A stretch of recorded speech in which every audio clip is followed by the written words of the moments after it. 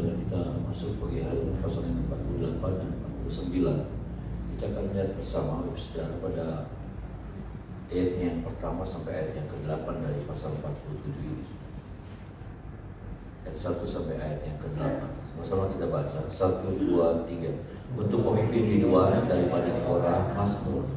Hai segala bangsa, bertepuk tanganlah, luluhkanlah Allah dengan sorak-sorai, sebab Tuhan yang Maha Tinggi adalah dahsyat, Raja yang besar atas seluruh bumi. Ia menaklukkan bangsa-bangsa ke bawah kuasa kita, suku-suku bangsa ke bawah kaki kita. Ia memilih bagi kita tanah pusaka kita, kebanggaan Yakub yang dikasihi. Allah telah naik dengan diiringi sorak-sorai, ya Tuhan itu, dengan diiringi bunyi sangkakala. Bermasmurlah bagi Allah, bermasmurlah, bermasmurlah bagi Raja kita, bermasmurlah. Sebab Allah adalah Raja seluruh bumi, bermasmurlah dengan nyanyian. Amin. Saudara, seringkali kita mengartikan tentang Mazmur itu sesuatu yang sederhana. Seringkali kita menganggap bahwa Mazmur atau kitab Mazmur atau pujian ya saudara, atau nyanyian itu sesuatu yang simple, sesuatu yang sederhana. Tapi ternyata kalau saudara melihat Mazmur itu ya, kitab Mazmur yang ditulis sama Daud bukanlah sesederhana yang kita bayangkan ya. Karena di dalamnya berisi bukan puji, bukan hanya nyanyian, tetapi ada sesuatu hal yang luar biasa. Itulah sebabnya pada ayat yang ke-8 dikatakan, sebab Allah adalah Raja seluruh bumi, bermasmurlah dengan nyanyian pengajaran. Saudara, kalau kita melihat di sini, saudaraku, ya Bani Korah, ya ini tulisan Bani Korah, ini Mazmur Bani Korah, ya yang kemudian diambil sama Daud. Ya, Daud tidak mengaku bahwa itu Mazmurnya, tapi dia menulis di bagian yang pertama, ayat yang pertama dia katakan, ini Mazmur dari Bani Korah. Dan Bani Korah mengajar, saudaraku, bahwa bermasmurlah dengan nyanyian pengajar. Artinya apa sih saudara? Ya, artinya bagaimana orang bermasmur, orang bernyanyi itu harus menjadi satu pribadi yang ngerti dulu firman. Bisa bilang amin saudara? Amin.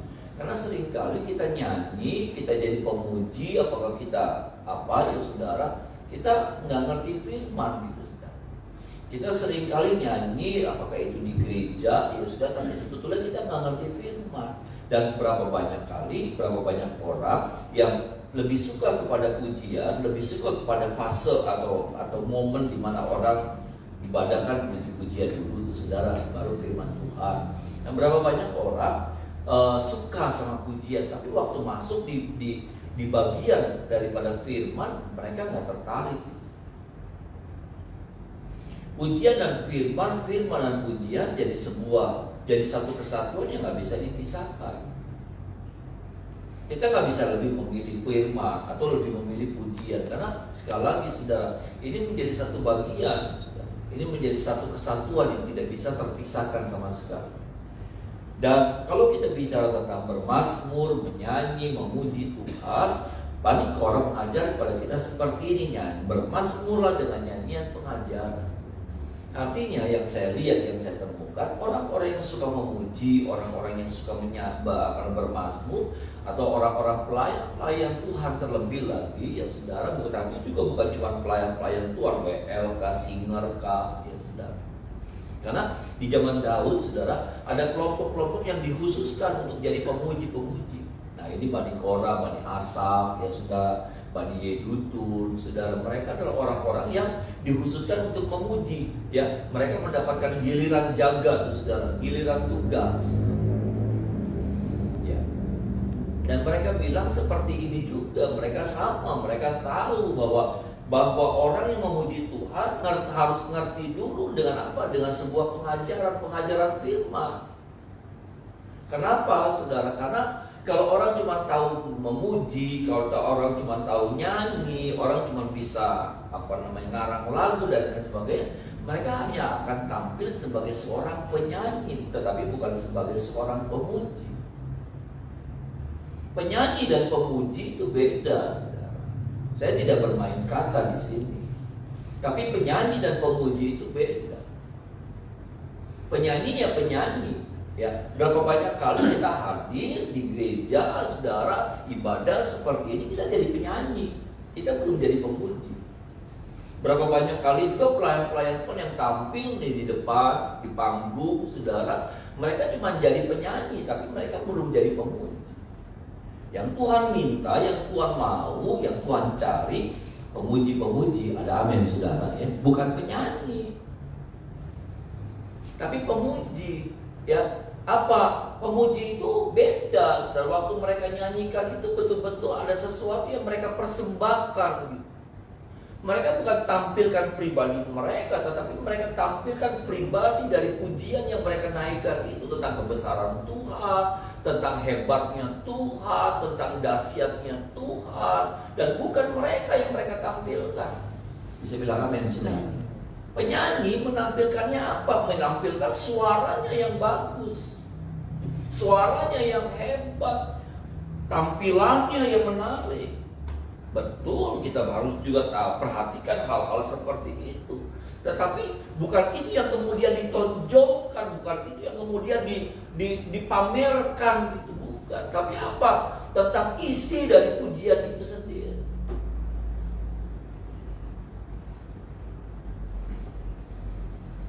Nah, berapa banyak kali kita di gereja sama, sudah saya bukan cuma menyinggung tentang pelayan pujian, tapi juga kita seringkali kita cuma nyanyi, sudah diajak nyanyi kita, angkat lagu ini ya angkat lagu ini, nyanyi hafal kita, tapi apa? Enggak ada sebetulnya roh di dalam pujian ini. Hanya hafal kita, hanya cuap-cuap kita, tetapi tidak ada sesuatu yang terangkat, saudara. Tidak ada sesuatu yang dipersembahkan. Makanya saya katakan penyanyi dan pemuji beda. Penyanyi, pemuji adalah memuji, memuja, mengagungkan. Ada esensi di dalamnya. Apa esensinya? Dipersembahkan kepada Tuhan, membesarkan nama Tuhan. Saat saudara lagi memuji Tuhan, saudara lagi membesarkan nama Tuhan, tentang keagungannya Tuhan, tentang kebesarannya Tuhan. Amin, saudara. Bukan sekedar nyanyi. Beda loh, saudara. Siapa yang bisa merasakan? Saudara juga bisa merasakan. Waktu apa? Waktu hati saudara terangkat, waktu saudara hadirkan diri saudara jadi seorang pemuji. Tapi beda pada waktu saudara hadir sebagai seorang penyanyi, nggak rasa apa-apa, bukan? Betul kan, saudara? Saudara juga nggak ngerasa apa-apa. Jangankan sorga, saudara juga nggak merasakan apa-apa. Terlebih kalau itu bicara tentang pelayan Tuhan yang ada di depan. Saudara harus pastikan waktu saudara berdiri di depan, saudara bukan seorang penyanyi, saudara adalah seorang pemuji. Kenapa? Karena di situ saudara bisa bangkitkan spirit jemaat juga. Karena saat itu bukan saudara yang tampilkan diri saudara, memamerkan diri, tapi yang saudara pamerkan tentang kebesaran Tuhan. Ada amin, saudara. Tentang kehebatannya Tuhan. Beda dirasanya.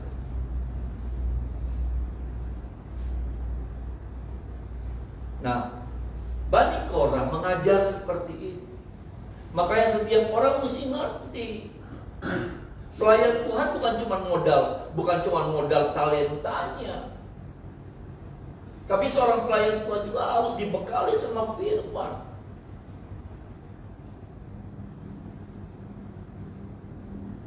Modal seorang pengkhotbah bukan bisa ngomong, tapi apa? Firman yang sudah bekerja dalam hidupnya. Bukan sekedar ngerti, bukan sekedar bisa nyusul.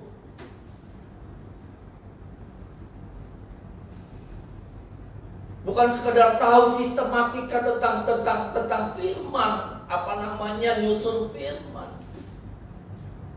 Tapi bagaimana firman itu sudah bekerja dalam hidupnya. Firman pengajaran itu sudah mengajar, sudah mendidik hidupnya. Ini saudara, saya mau saudara ngerti ini, saudara naik level lebih tinggi lagi.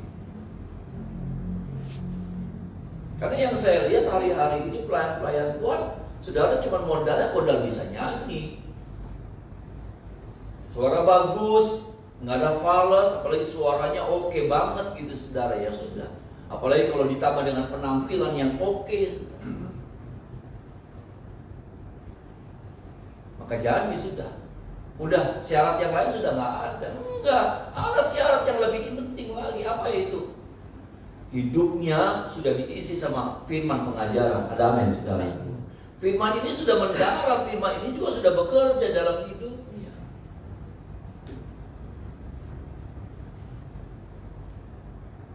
Ini bukan masalah agama terlalu idealis. Enggak, saudara. Ini bukan tentang idealistis. Ini tentang standar. Ini bukan idealistis. Ini bicara tentang standarnya Allah. Bahkan saya mau bilang bukan cuma pelayan-pelayan saja, tapi kita nih setiap kali kita ibadah, bagaimana kita harus pertanyakan itu juga. Waktu kita nyanyi nih, saudara, waktu kita diajak nyanyi nih, memuji Tuhan, sebetulnya kita jadi penyanyi atau pemuji? Karena kan masing-masing kita pada akhirnya harus tampil sebagai pemuji-pemuji dalam ibadah itu. Bisa bilang amin, saudara. Bukan cuma orang yang di depan yang bertugas yang jadi pemuji, tapi bukankah kita semua harusnya jadi pemuji-pemuji pada saat yang sama itu pada dalam ibadah itu? Nggak peduli saudara suara falas, nggak peduli saudara suara nggak nyampe, nggak peduli, saudara. Tapi bagaimana saudara angkat itu pujian dengan kesungguhan hati.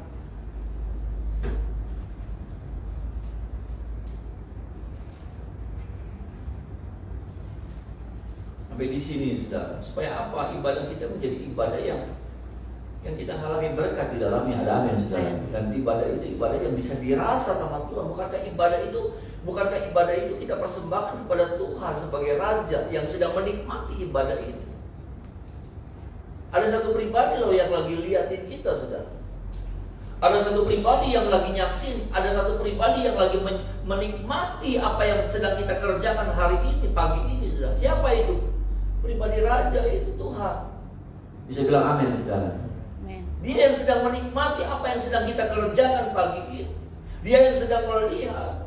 Dia juga yang sedang menilai adakah ibadah kita ibadah yang berkualitas, ibadah yang berbau harum, ataukah ya biasa aja gitu. Hanya sebuah rutinitas, besok datang lagi, besok datang lagi, besok datang lagi. Saya lagi ngaji dulu. Saya mau supaya ibadah kita menjadi ibadah yang menyenangkan hati Tuhan. Amin, saudara. Karena ibadah yang menyenangkan hati Tuhan itu di dalam ada berkat, saudara. Berapa banyak kali orang makanya datang ibadah, habis itu dia pulangnya kosong gitu aja, nggak ngerasa apa-apa. Lalu sekarang ada banyak orang bilang begini, yang penting saya udah ibadah. Iya, itunya sih ada nilai. Tapi bukankah yang saya rindu, yang saya dan saudara rindu, waktu seperti orang kerja, bukankah kita rindu kita dapatkan hasil yang maksimal? Ada amin, saudara. Bukan cuma asal dapat duit gitu, saudara. Ya, ada orang yang kerja asal dapat duit. Tapi ada orang yang kerja, dia rindu supaya hasilnya maksimal. Nah, saudara seperti apa? Dan saya mau bilang hal yang sama terjadi dalam ibadah. Ada orang-orang yang dapat yang asal-asalan aja, tapi ada orang-orang yang maksimal, saudara. Waktu dia pulang ada satu berkat yang maksimal yang Tuhan taruhkan dalam itu. Nah, saya rindu setiap kali kita mengakhiri ibadah ada berkat yang maksimal. Ada amin, saudara. Ada berkat yang maksimal untuk kita raih dalam hidup itu.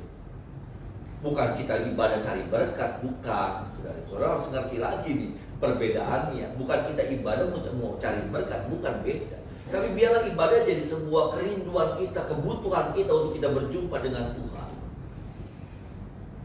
Dan disitulah kita memberi yang terbaik bagi Tuhan dalam ibadah kita, pujian kita, penyembahan kita kepada Tuhan. Supaya apa? Karena saya percaya dalam ibadah ada berkat. Ibadah bukan tidak ada berkat, ibadah ada berkat. Ini bagian pertama, Bapak Ibu Saudara. Bagian yang kedua, kalau kita melihat pada ayat yang ke-13 sampai 15 dari pasal 48. Ayat 13 sampai ayat yang ke-15. Sama-sama kita baca ayat ini. 13 sampai ayat yang ke-15. 1, 2, 3. Kelilinglah Sion dan kedarilah dia, hitunglah menaranya, perhatikanlah temboknya, jalanilah puri-purinya, supaya kamu dapat menceritakan kepada angkatan yang kemudian. Sesungguhnya inilah Allah kita lah Dia seterusnya, dan untuk selamanya Dialah yang memimpin kita. Amin.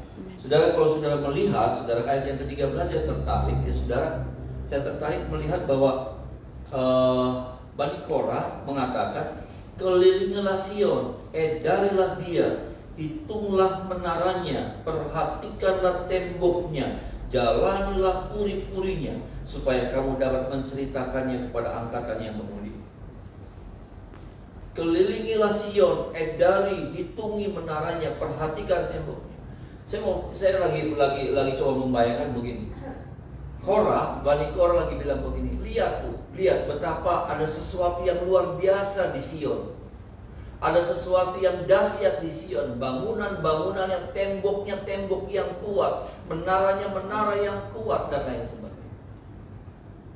Baik secara harafiah, baik secara rohani. Dan kemudian dikatakan, saudara, ya, dikatakan begini, ayat yang ke-14, supaya kamu dapat menceritakannya kepada angkatan yang kemudian. Saudara, Sion itu bukit Sion. Sudah masih ingat ya saudara? Bukit Sion, bukit, ya, bukit Sion. Dan di atas bukit Sion itulah yang kemudian dibangun, saudara, dibangun bait Allah, ya, dibangun bait Allah, saudara. Disitulah kemudian berdiri bait Allah di mana? Di bukit Sion. Dan kemudian dibangunlah satu bangunan yang kuat, yang megah gitu saudara. Satu bangunan yang memang ini masih zaman Daud, tapi bangunan itu sudah menjadi bangunan yang kokoh sebetulnya, ya, bait Allah. Dan Korah sedang mengajar, sedang bicara bukan tentang bukitnya sebetulnya, tapi sebetulnya lagi bicaranya apa saudara? Lagi bicaranya tentang bait Allahnya, ya, bahwa Korah lagi bilang begini, bahwa di dalam bait Allah itu ada kekuatan loh, ya. Apa sih bait Allah? Bukan tentang bait Allahnya, karena seringkali orang mengagumi bait Allah, ya, bait Allah yang besar. Tetapi yang saya mau lebih dalam menyampaikan kepada Bapak Ibu Saudara bukan tentang bait Allah, ya, bait Allah seperti ini nanti hancur, nggak kepake. Tapi bicara tentang bait Allah apa sih saudara? Ibadah. Sama-sama bilang sama saya, ibadah, saudara. Bait Allah, Sion, itu ya saudara, Sion itu bicara tentang bagaimana di atasnya dibangun bait Allah. Apa itu fungsi daripada bait Allah? Tempat setiap umat Tuhan beribadah kepada Tuhan. Dan Korah lagi bilang begini, bahwa di dalam ibadah tuh ada sebuah kekuatan yang dahsyat. Ada perlindungan yang dia gambarkan seperti tembok. Ada menara-menara yang kuat yang bicara tentang bagaimana di dalamnya ada penopang, ada topangan-topangan dalam hidup kita. Kalau kita tahu beribadah, kalau kita menghargai ibadah, maka kita mengalami tembok-tembok itu menjadi penjaga buat kita. Bisa bilang amin, saudara. Ada perlindungan bagi setiap orang-orang yang beribadah kepada Tuhan. Ada apa? Ada kekuatan seperti menara yang menopang hidup seseorang yang tahu, yang menghargai ibadah. Seperti Bapak Ibu Saudara. Ada amin, Bapak Ibu Saudara. Seperti Bapak Ibu Saudara ketika yang lainnya tidak, ya kurang gitu, maaf ya saudara. Tapi saudara belajar menghargai apa itu ibadah. Makanya Bani Korah bilang begini, dahsyat sebetulnya. Lihat itu bukit Sion. Ada tembok-tembok yang kuat, ada menara-menara yang kokoh.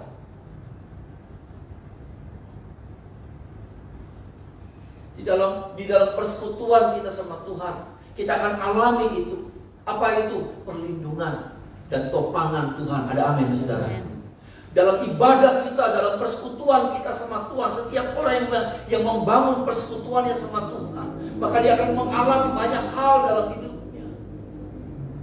Daud bilang begini, dan menikmati baiknya, menikmati kasihnya, menikmati kuasanya, menikmati kemurahannya. Daud bilang begitu, dalam bait Allah dia bisa menikmati hal-hal itu.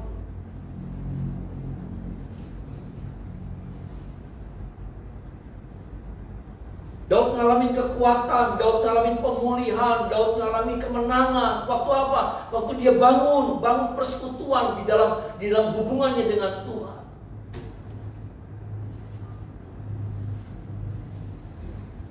Berapa banyak orang tidak menghargai, tidak mengerti hal seperti ini. Bahwa di dalam ibadah, dalam persekutuan kita sama Tuhan ada kekuatan sebetulnya. Ini yang mengapa saya dorong, ini yang kenapa saya harus ngotot-ngotot, saudara.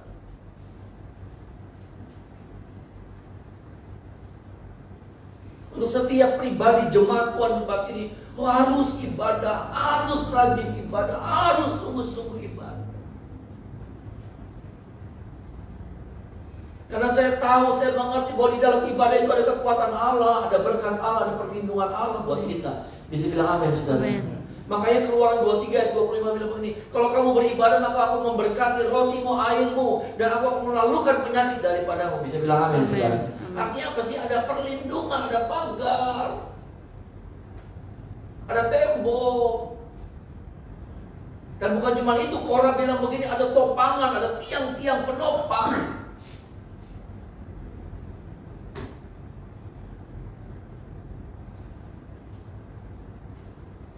Saya ngalamin itu, persekutuan saya sama Tuhan. Saya ngalamin apa yang dikatakan oleh Bani Korah. Saya percaya saudara juga mengalami. Saya mengalami banyak hal, saudara. Saya mengalami banyak hal.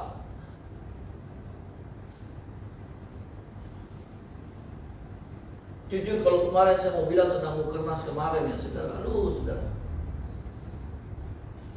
saya sudah pesimis gitu. Saya sudah pesimis. Saya takut ada terjadi sesuatu lagi.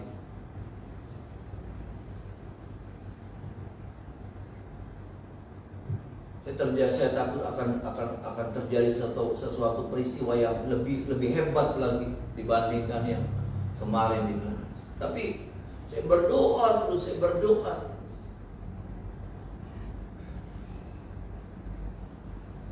Saya andalkan Tuhan, saya libatkan. Wah, dahsyat.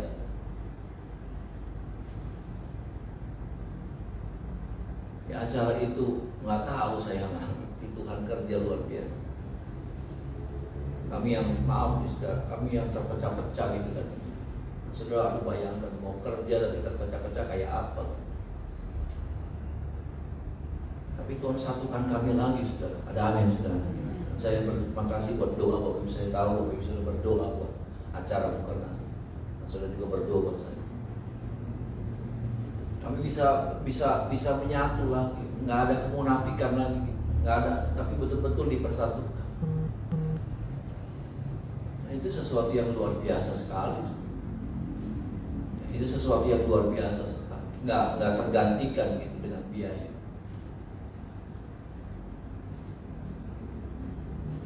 Dan saya lihat itu siapa yang kerja di situ?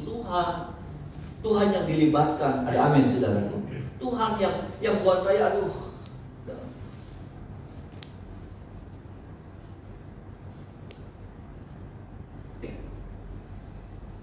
Tuhan yang dilibatkan, Tuhan yang dihadirkan, Tuhan yang diandalkan di dalam saya. Dan saya boleh melihat aduh, dahsyat. Dahsyat. Tuhan itu hebat banget.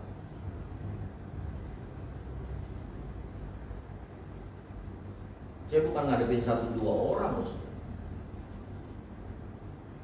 Saya ngadepin banyak. Pemimpin ada kurang lebih 140 orang. Yang kurang lebih 40% lebih yang bayangkan. Tapi di situ sudah saya melihat kasih Tuhan, kuasa Tuhan, anugerah Tuhan dinyatakan secara luar biasa.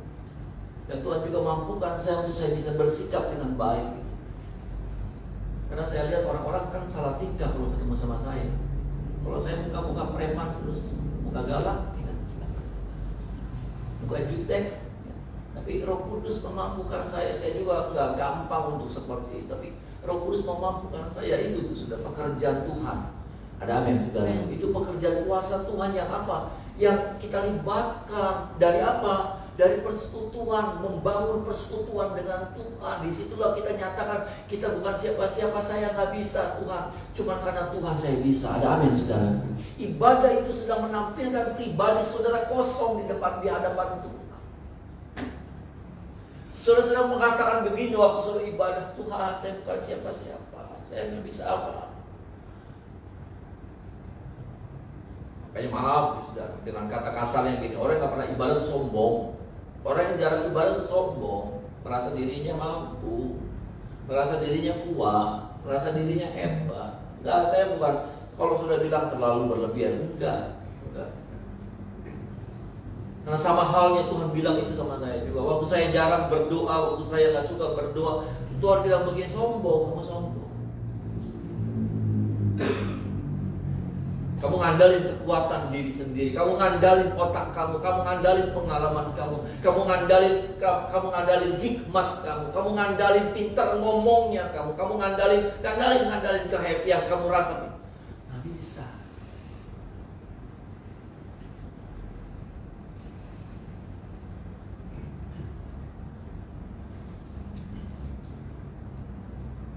Saudara, itulah sebabnya yuk saudara, semakin kita berbaik-baik sama Tuhan. Ada amin saudara.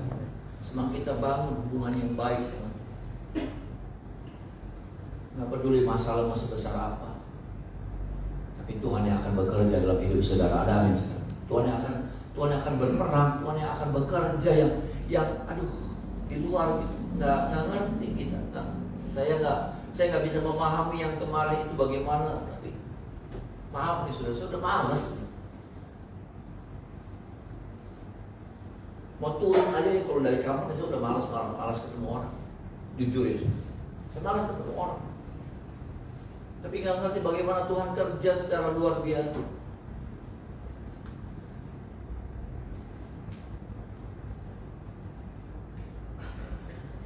Ini kesaksian saya. Sampai Tuhan sengaja ketemukan saya sama orang-orang, akhirnya baik. Tuhan juga ajar saya juga. Tuhan juga mampukan saya untuk saya bisa bersikap dengan baik. Itu semuanya saya lihat Tuhan yang kerja. Dan saya mau bilang begini, kalau saudara terhubung sama Tuhan, nggak tahu caranya Tuhan kayak apa, tapi pasti jadi baik. Ada amin. Nggak ngerti caranya kayak apa. Ya, di sini sih masih bingung, di sini sih masih resah. Tapi kalau sudah serahkan, tiap saat sudah serahkan masalahmu, pergumulanmu, apapun juga, sudah terus terhubung di terhubungnya saudara itu, sudah menyatakan Tuhan jadi andalan hidup saya, Tuhan jadi raja saya, Tuhan jadi segalanya, Tuhan jadi sumber hidup saya. Nggak ngerti saudara, nggak bisa digini nih, nggak bisa disistematis. Nanti begini, nggak ada. Tapi pokoknya beres. Ada amin saudara. Pokoknya jadi beres.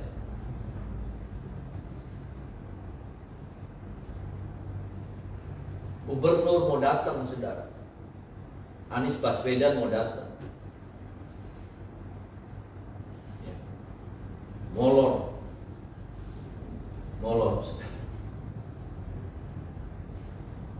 Apa namanya, protokolernya bilang, ajudannya bilang, cuma datang, Pak, duduk sebentar, habis itu dipanggil, terima piagam, terima apa itu, ya saudara, kenang-kenangan, habis itu nyapa, pulang. Nggak ada acara pukul gong, Pak, nggak ada acara sambutan. Iya baik. Tapi itu saudara, saya sih cuma berserah sama Tuhan. Ya. Nggak tahu Tuhan caranya bagaimana. Masuk, duduk, ya saudara. Kasihan Andri TB itu kasih diskroyok sama ajudan yang gubernur. Ya. Karena tadinya nggak boleh saudara, tapi karena didekati saudara, jadi kata sambutan, pukul gong.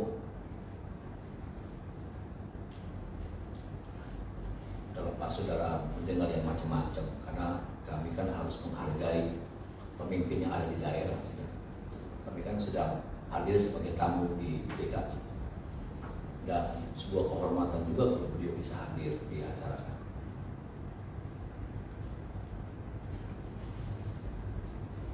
Tuhan itu luar biasa, saudara. Saya itu nggak pernah menyangka yang kayak gitu. Ya, saya nggak pernah berharap yang terlalu tinggi-tinggi. Saya cuma mau belajar ngikutin apa yang menjadi maunya Tuhan. Tapi kalau Tuhan bekerja, kita bukan biasa-biasa, tapi kita jadi luar biasa. Ada amin. Kalau Tuhan libatkan dalam hidup kita, kalau Tuhan kita libatkan dalam hidup kita terhubung. Makanya nggak capek-capek, kalau seseorang mau bosan, mau melek, mau muntah, nggak apa-apa. Tapi karena itu yang jadi pengalaman hidup saya. Apa yang saya bisa andalin? Nggak ada. Nggak ada, saudara. Mau bilang apa? Mau ngomong apa? Nggak ada. Yang bilang pimpin sidang itu, saudara. Nggak, saya nggak ngerti, saudara. Nanti kalau mau mukul palu, saudara, mau mukul palu, nanti saya tanya sama sekung saya, pukulnya berapa kali gitu. Mukul palu mau ngomong apa? Sungguh, saudara, nggak apa-apa lah saya cerita sama saudara. Tapi Tuhan yang ada dalam diri saya memampukan saya. Amin. Tuhan yang ada dalam diri saya nggak pernah mempermalukan saya. Dan biarlah Tuhan itu juga hadir dalam hidup saudara tiap saat. Ada amin, saudara. Bukan 1 minggu sekali. Kenapa? Karena hidupku selalu terhubung gitu. Hadirat Tuhan itu selalu hadir menyertai. Sehingga dimanapun saudara berada, orang kadang-kadang sudah nggak ngerti pribadi, bingung, tapi nggak tahu ada aja jalannya Tuhan. Ada amin, saudara. Ada aja.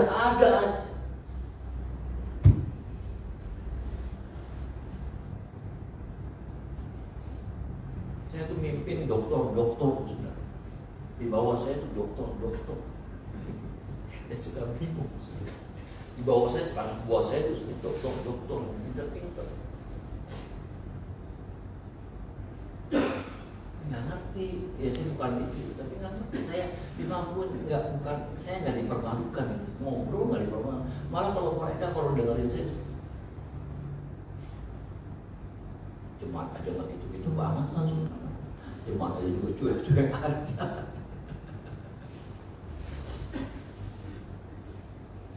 Nggak, saya lagi bicara tentang saya, tentang Tuhan yang hebat itu, saudara. Makanya Bani Korah bilang begini, lihat, perhatiin tembok-temboknya, lihat, perhatiin tiang-tiangnya, kelilingi. Bahwa di dalam bait Allah, di dalam hadirat Tuhan, di dalam persekutuan kita sama Tuhan, ada hal-hal yang hebat, yang kau dan saya bisa nikmati. Dan Korah bilang menceritakan sama keturunan yang berikutnya. Oh, sekarang saya harus cerita tentang bagaimana saya terhubung sama Tuhan, sama anak saya. Supaya anak saya juga harus terhubung sama Tuhan. Anak saya nggak boleh pakai pengalaman bisa pergi kemana, nggak bisa. Punya otak yang pintar, nggak bisa.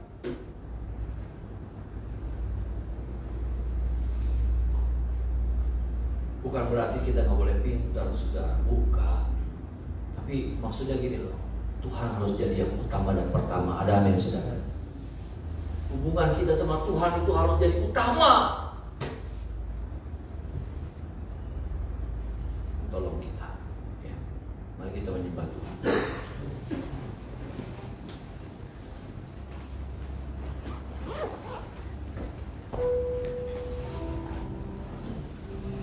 Dan pujian ini lagi.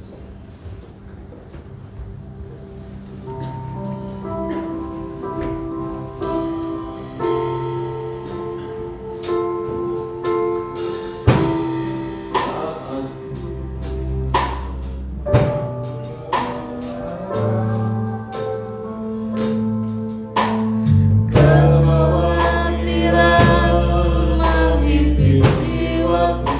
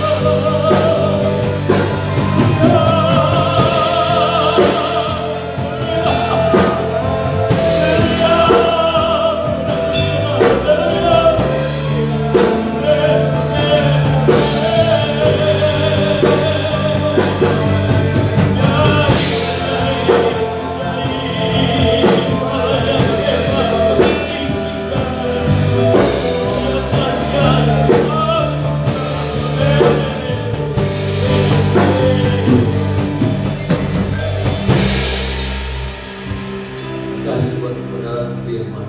Amin. Di dalam Tuhan itu ada perlindungan. Benar, benar. Di dalam Tuhan itu ada topangan-topangan yang Amin. dahsyat yang membuat kami Amin. tetap kuat, Tuhan. Amin. Terima kasih yang membuat kami tidak terkalahkan dengan apapun yang kami hadapi. Terima kasih, dialah itu yang menjadi bagian kami. Kami mau terus melekatkan diri kami kepada pribadi yang hebat, yang kuat itu, Yesus Tuhan kami yang tidak pernah meninggalkan kami. Terima kasih.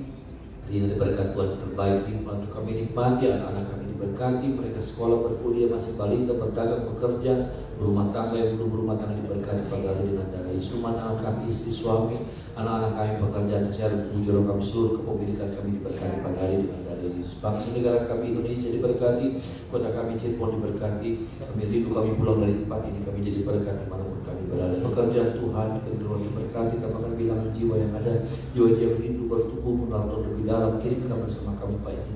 Bahkan semua gereja-gereja Tuhan, kota Cirebon semuanya diberkati oleh Tuhan. Tangan kami arahkan buat setiap jiwa-jiwa yang kami doakan dalam nama Tuhan Yesus. Selamatan Tuhan menjadi bagian mereka dalamnya. Dan papa, mama, kakak, adik kami, keluarga, sanak saudara kami, kenalan kami, cucu-cucu kami yang belum diselamatkan, selamatkan mereka oleh anugerah Tuhan. Kami percaya tangan kami yang teranak pagi hari, kami percaya tangan kami limpah dengan berkat Allah, kemuliaan Allah menjadi bagian kami sepanjang hari. Kami sambut hari yang baru, berjalan bersama dengan Tuhan dalam nama Tuhan Yesus. Haleluya. Amin. Pagi Tuhan.